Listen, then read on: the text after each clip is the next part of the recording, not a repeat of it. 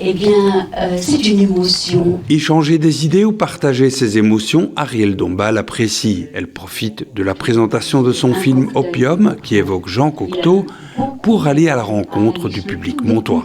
Un peu comme du temps de Cocteau, c'est-à-dire qu'il y a des passerelles entre les arts et aussi l'échange envers des sensibilités par rapport à une œuvre, par rapport à un artiste. C'est très enrichissant. Voilà, il faut toujours être disponible à ce que les jours, l'époque vous offrent. Il ne faut pas se mettre dans des tours d'ivoire et des dogmes qui ne servent à rien. Oui, entrez. Opium évoque le parcours d'un artiste qui a brisé les frontières entre les arts et qui a été le premier à s'afficher en public avec un autre homme. C'est aussi pour cela qu'il a été choisi par Jean Ress, un groupe de réflexion montois sur le genre. On reste toujours des mystères à ses propres yeux et aux yeux des autres, et notamment sur les questions d'identité. Je crois que les identités plurielles sont une réponse, et une réponse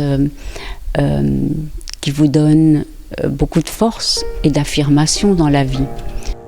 Identité plurielle, une étiquette qu'Arielle Dombasle reprend volontiers à son compte, elle qui a longtemps étudié la danse ou le chant, mais se revendique débutante à chaque nouvelle aventure. Le secret, être ouvert à la rencontre d'autres sensibilités.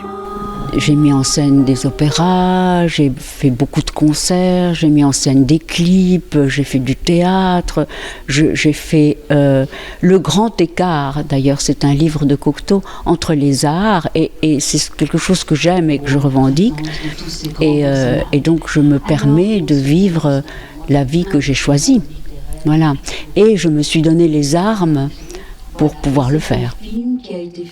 Et il faut toujours avoir ce sentiment et cette espèce d'intuition d'aller vers des gens hypersensibles, fragiles, poétiques, vulnérables et singuliers. C'était audacieux pour l'époque et clairement de l'audace et de l'éclectisme, vous en avez.